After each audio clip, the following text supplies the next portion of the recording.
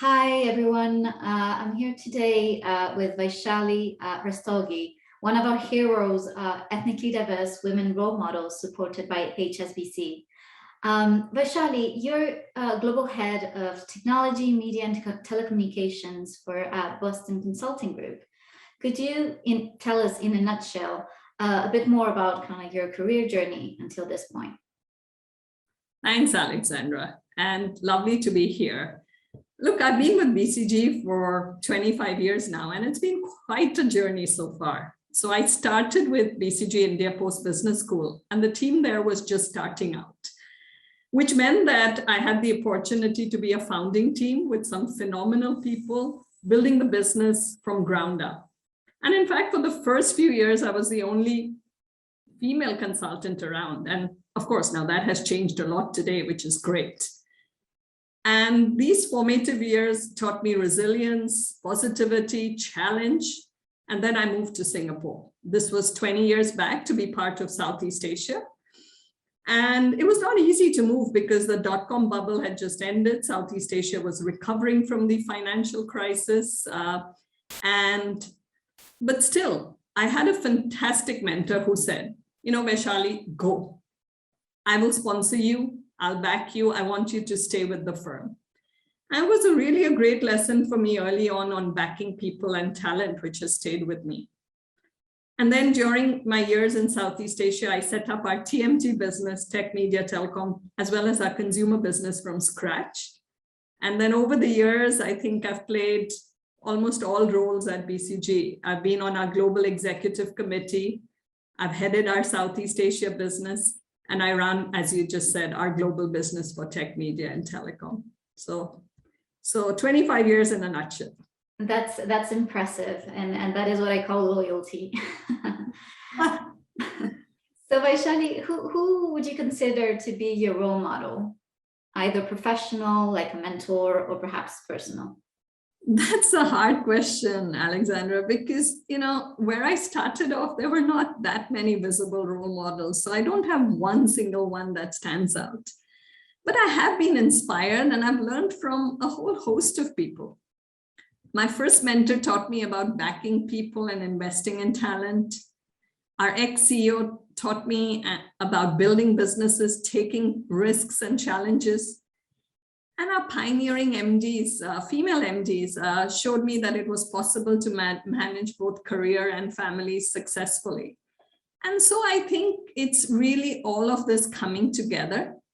But beyond the role model, I do think that having peer networks and mentors who can guide and coach are equally important. So I guess lots of people coming along to provide inspiration. Absolutely. So more of a circle of supporters and role models, actually. So yeah, absolutely. If we're lucky to have those, it's great. It's very, very helpful. And so you've mentioned, Vaishali, your move to Singapore and how your mentor kind of like encouraged you to go and take that risk. Would you say that was perhaps the biggest risk you've ever taken? And what is actually kind of like your greatest career achievement? Wow, I don't know about greatest career achievement and biggest risk, but I'll talk about a few things where I had what I call inflection points in my career. And I think each came with risk, but also opportunity. But here's the thing, Alexandra, if you live within your comfort zone, I believe you don't grow and you never would be the best version of yourself. And so, yes, you're right. One of the first inflection points was moving to Southeast Asia. And I was given the opportunity to work in what we call financial institutions. Now, my passion lay elsewhere. You caught it earlier, which is I wanted to do tech, media, telecom, and consumer. And they were pretty nascent businesses in Southeast Asia with no senior coverage in terms of leadership. And almost everyone I spoke to said, wait a while, one change is enough at a time. If you change geos, you've changed cultures, don't try and do more, right? Just adapt to the new geo, do what everyone's asking you to do, and then start something new later down, some years down the line. And it's much safer. And what's the hurry? It'll get you to the same place anyway. And, I was like, at that point, I was like, no, I want to do what I want to do. And, so be it. If I succeed, great. If I don't, I'm sure I'll find other things to do that keep me going. And so I built these businesses together with the team, bottom up, hired the people, won clients, got BCGs across the world to support me and our teams. And I think it was the first point where I said, follow my passion and, do what I really enjoy doing. So yeah, in a way, that is probably a significant risk if you look back in time. And I think the second question you asked was career achievement. I just would say it is an inflection point for me. And that was leading our Southeast Asia business. Now, Southeast Asia is a microcosm of Asia in a way, right? There are 10 countries, different cultures. Our team was made up of 50 nationalities, a whole host of markets from emerging to developed. And so it was quite a challenge because we also simultaneously had to transform our business model because, the world had changed. We needed deeper domain expertise. We needed to do more partnering with clients to deliver more end-to-end results. We were building new capabilities. And again, adapting this model, driving the change was not easy. If I moved too fast, I risked destroying, a steady platform that we had. If I moved too slow, I don't think I would have made the change I needed to make.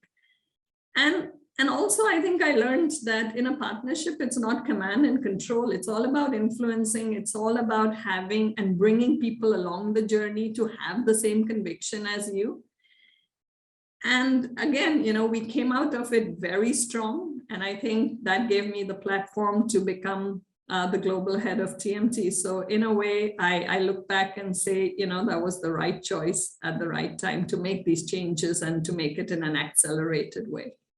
Absolutely, and congratulations for that. You make it seem so easy, yet I'm sure it was very, very difficult work. So absolutely well done to you. And if you were to I don't know, have the opportunity to speak to your 18-year-old self in a short sentence, what would you tell yourself basically? What advice would you give yourself? So if it is one sentence, I would say, think of your career as a marathon and not a sprint. And if you want, I can elaborate. And I feel like I'm practicing, I have a 15-year-old, so this is something I could be really saying in 2-3 years' time. Absolutely. And I think that's actually great advice, Vaishali, absolutely agree. And how do you think your personal journey then has informed the way you navigate your career? I mean, personal experiences do make a difference. And, if I had to call out a few things, the first I'd say is empathy, the ability to put yourself and walk in others' shoes is important. It doesn't mean that you go native or just agree with whatever comes up, but acknowledging context and different positions. And I think that is so, and I think that is what has, something I do naturally, but I also think, was so important for me as I started my career. The second is positivity. There are so many moments where I felt self-doubt on, do I have it in me to do some of the things that I needed to do, or managing work and family, or, something blew up at work. And, for me, the key is look forward. Yes, if something's happened, learn from it, but move on. And I think it's really important for myself and the teams I work with. And maybe the last one is, I would say, believing in the potential of my teams. We win as teams, we lose as teams, particularly in professional services. And, one mistake does not a summer make, or one swallow does not a summer make. And I think you really need to back your people. And I feel like, that's what people did with me. They took a chance on me. They really backed me. And I thought, that allowed me to really unlock my potential. And I hope to be able to do the same for my colleagues and my teams. Absolutely. That's great leadership, I would say. And how about has connecting globally, like with other people in other countries and regions, how has that influenced your thinking or your approach? So this, and Alexandra, this is something that I briefly mentioned earlier, which is, it's a good question, because when I moved to Southeast Asia, I think that was the first thing, right? Which is, it's really a microcosm of so many things coming together. Just a huge set of cultures. I mean, we had 50 nationalities working together. The markets were very diverse. And I realized that very fast that there's no one size fits all to working with people or managing people. In fact, what you discuss in private, what you discuss in public, how you even debate a topic was something I had to learn. So it was exciting and challenging at the same time.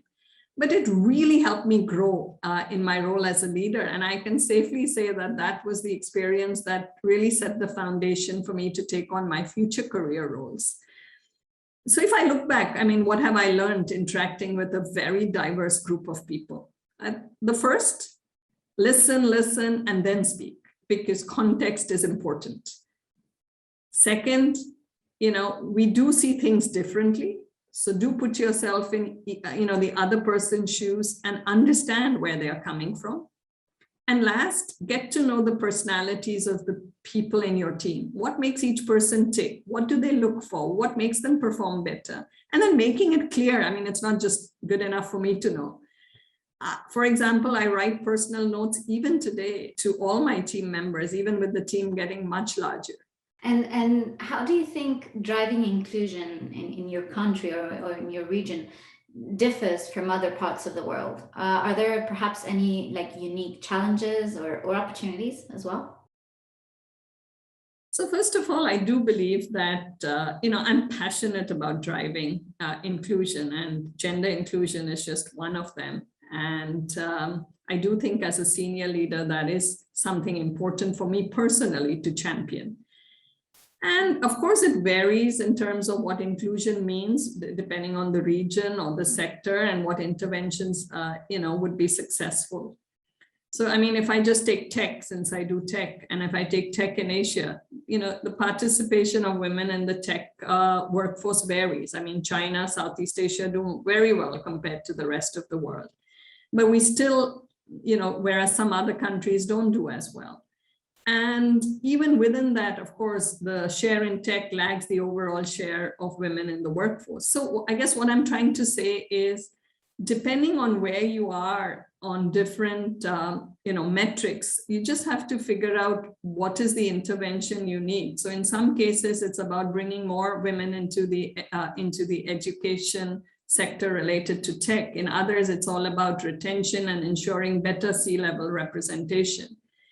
And I guess the last point I make is that it's a joint effort between corporates, the individuals, and what I call government and educational institutes. So as a corporate, it's about making sure you have structured interventions that allow flexible work models. It's about setting goals. If you're a leader, be it outcome goals or be it really setting goals in the process, like balanced recruitment slates. And I think each one has a role to play. And I think when it all comes together, I think it makes a huge difference in really driving diversity and inclusion in a sustainable way. Absolutely. And I think that works for across regions anyway, and across countries globally. So couldn't agree more. And we often reflect on how, you can't really be what you can't see. How far does this resonate with you and your experiences in business? I think you mentioned earlier that, the lack of visible role models when you started. Could you expand on that? I really love this one because, I think if there was one thing I would change in my career, that would be it, right? Because I think there were such few women in the spotlight or leadership positions in the mid-90s in professional services. I mean, I still remember, on a lighter note, and then I'll get back to your question, I still remember trying to figure out, I didn't have a business suit and, not having the confidence to show up in traditional attire for my first formal dinner at a global internal event, right? So anyway, coming back. You're right, there were few visible role models. And I often wondered, if I ever could make it, if I had to look a certain part to get senior. I mean, I was BCG's first female partner and senior partner in MD of Indian descent globally. And I think that I missed the inspiration of similar role models. I missed the counsel and the sharing. Of course, I had great mentors and a supportive husband, but I think if I had a visible role model, I think it would have helped me really get that inspiration, calm that inner voice that, sometimes nags me on whether I can do something or not. And so I think it's incredibly important. And I call it the multiplier effect, where one role model can inspire so many others. So I hope that I can play a small role in creating that multiplier effect.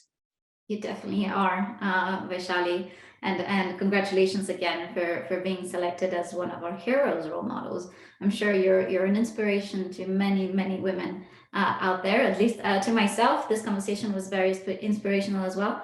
So thank you so much for your time. It was really lovely to chat with you. Thank you, Alexandra. Thank you for the recognition, and thank you for your time today.